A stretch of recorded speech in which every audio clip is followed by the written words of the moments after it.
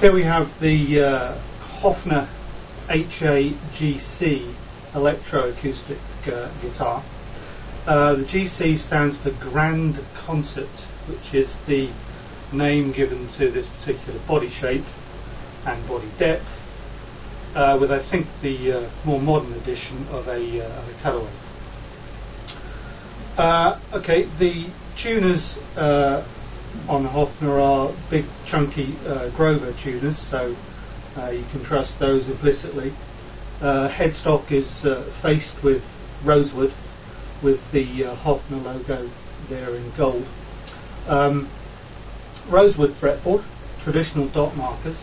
It's a traditional style of guitar really, so there wouldn't be any license in fancy fret markers or anything like that. It's very much a traditionalist instrument, but we'll see that technology does play a part in here. Fret wire is, as you'd expect it, quite thin with quite a high profile. Moving to it's a mahogany there, but I don't know whether I mentioned that. Moving to the body itself. This is the first incidence of material called lacewood that I've come across.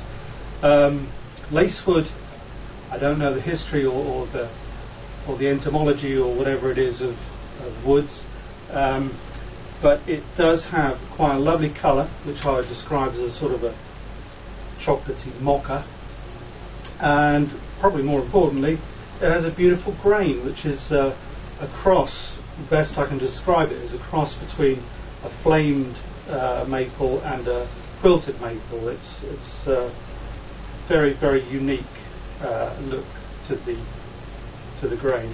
The lacewood back and sides support a solid spruce top.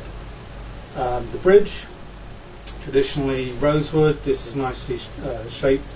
The saddle, one plastic saddle which is compensated at the second string to improve intonation at the higher frets, and the strings are retained in place by traditional bridge pins. Doesn't look like there's a scratch plate on the guitar, but there actually is. It's a very thin single ply transparent scratch plate, and it runs from there around there down there, taking in the Hofner logo which is printed on it, and then back up and around. So it's fundamentally a teardrop scratch plate, but it's of a material thin enough to cause as little possible disruption to the vibrations of the soundboard. It's an electro-acoustic, which means you can plug it in or you can play it acoustically. Now, acoustically,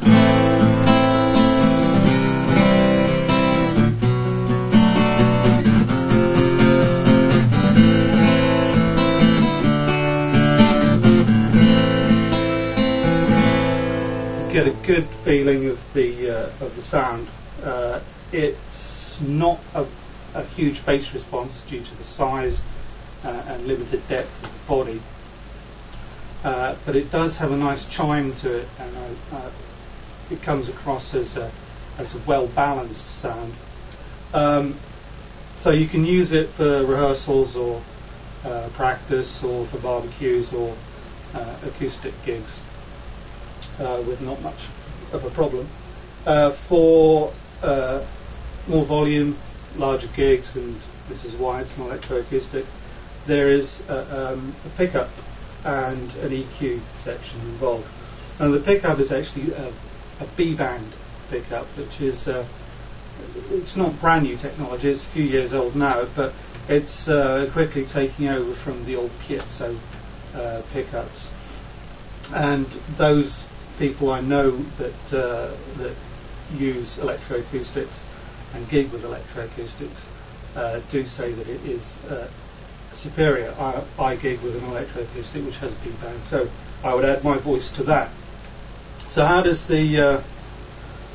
is that pickup controlled? Well, there's an EQ panel here and a battery compartment here. Once you've got a battery in there, the EQ will leap to life, And on there we have a volume control, obviously, which incidentally goes to 12. I don't know whether that's important these days. There's a presence control, which I tend to leave in the rest of the controls are actually cut and boost, and they are indented at the middle section, so you can tell where it's flat. I'd leave the presence flat for general playing, and then use it if I need to for the acoustics of a particular room. For the rest of the EQ, the treble, middle and bass, they've got a +12 or a -12 cut or boost. I've just notched them a little bit past flat, just to lift and brighten the sound. I'm running it through a Laney which has a little bit of bass and mid boost and a bit of treble cut, and that's basically it. Those would be the settings that I'd use for gigging with. Anyway, let's wind it up a bit. These knobs are quite small, but they're well out of the way. They're not sort of they're not the kind of it's not the kind of control panel that you can change accidentally, which is sometimes the case when you come across sliders. So let's have a listen to the amplified sound.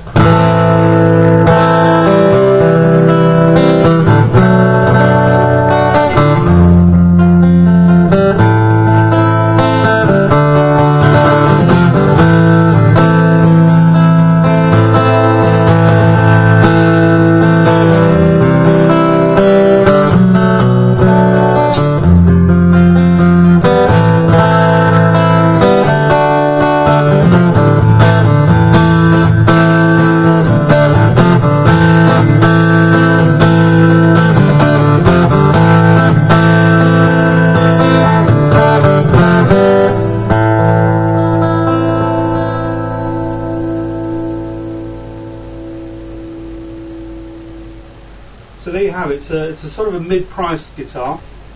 It's very comfortable to sit and play. It's not like a great big dreadnought, which can sometimes be a bit tiresome. There's plenty of scope in that EQ. Don't have time on these videos to do too many different settings, but that's what you heard there was basically the middle settings, so you can cut and boost from there. Plus any amp side EQ you've got, I'm sure you can tweak out any sound that you would require from this little guitar. Has the advantage of a famous name, Hofner, probably famous for other things other than acoustic guitars, but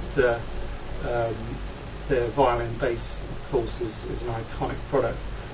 The quality of those products, if it's good enough for Macca, it's good enough for you. The quality of those products is actually carried through into their acoustic range and their semi-acoustic range. Worth a look if you're not familiar with the whole range. The semi-acoustic Hofner very thins are actually astounding guitars, and you just don't see them. So let's get out there and buy some Hofner.